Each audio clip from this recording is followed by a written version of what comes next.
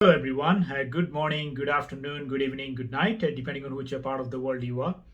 I am here in Sydney, Australia, and it's a really beautiful day today. So, welcome to the channel, and I hope you guys are doing great.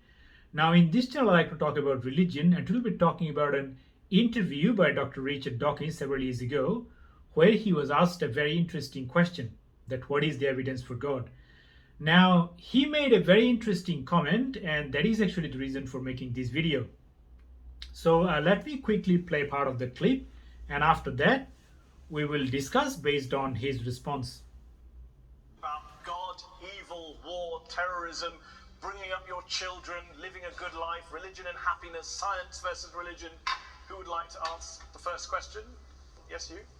If the Almighty God appears suddenly on the cloud or on the earth or part of the universe, what is your reaction? Are you going to believe or are you going to go against him? What would it take for you to believe in God, not just miracles? Yeah, I mean, popping his head through the clouds. Yeah, that's the thing I've worried about a lot. Obviously, It would do wonders for the book. the reason I worry about it is that obviously, as a scientist, I'm committed to the view that I would change my mind if evidence came along. And so it's a very important question. What would that evidence look like? And I've talked about it with my colleagues a great deal. I used to think, yes, if there was a great deep Paul Robeson voice coming out of the cloud saying, "I exist," and then yes, obviously I would believe it. But have you ever seen a really, really good conjuring trick? There are things that I've seen done that it seems to me to be, God, that's got to be a miracle. And yet you know it's not. And so there is a real problem there that we are easily fooled. Let's take another question from... So you heard from Dr. Richard Dawkins as he was explaining the evidence for proof that have you ever seen a really, really good conjuring trick? That things that I have seen done, oh, that got to be a miracle there. But you know that it is not. And then he backed up by saying probably the most important thing that there is that real problem there that we are easily fooled. So what is that evidence for God? Is it a guy popping his head through the cloud? A physical phenomenon? Is that the evidence for God? Now, to understand the evidence for God, I have to take you back to India, back to Hinduism, because Indian philosophers, for the first time in human history, they actually use the word Iswara, a Sanskrit word, to refer to something called God. Iswara in Sanskrit, which translates to God in English. So what did they mean by the word Iswara? What was their definition for God? What was their evidence for God? Now, to understand the evidence for God, let's discuss a verse from Bhagavad Gita, chapter 11, verse 2 to 7. So Krishna, Lord Krishna, gave Arjuna, his disciple Arjuna, divine vision to remove his veil of Maya, telling that you cannot see. So that is when Krishna gave Arjuna divine vision by saying that, "Behold, Arjuna, my hundreds and thousands of wonderful forms in various shapes, sizes, and colors, everything moving, non-moving.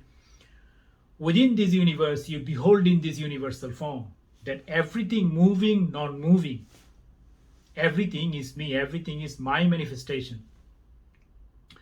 And in 1893 Chicago conference, Swami Vivekananda said, "One infinite, pure and holy, beyond thought, beyond qualities, I bow down to thee."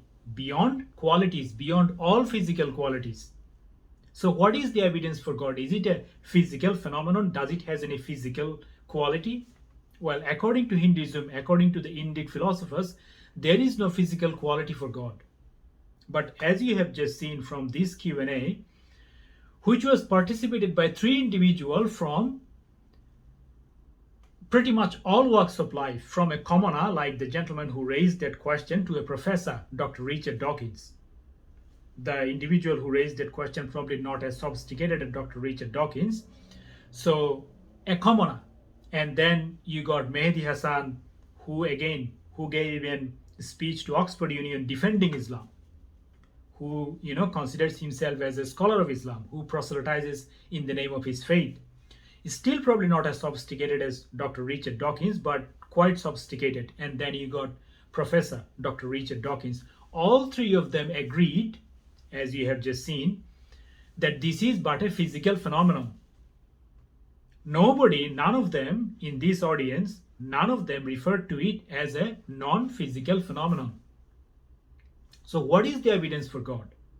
According to Indic philosophy, there is no physical evidence for God. It is a non-physical phenomenon. So the question is there a non-physical phenomenon in nature that goes beyond five senses?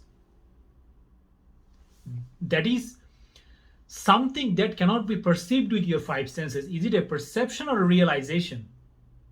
According to Hinduism, this is but a realization. It's not a perception that you cannot perceive with your five senses.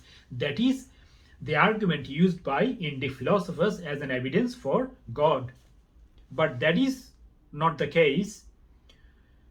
At least that is what we have seen in this Q&A, in this discussion. And that panel included an individual like Dr. Richard Dawkins, one of the most valuable, most influential personality of our time. See, I have a lot of respect for Dr. Dawkins. And I understand that, like he has lots of followers and there is a good reason for that. But when it comes to philosophy, I think there are something that is going beyond for a very long time.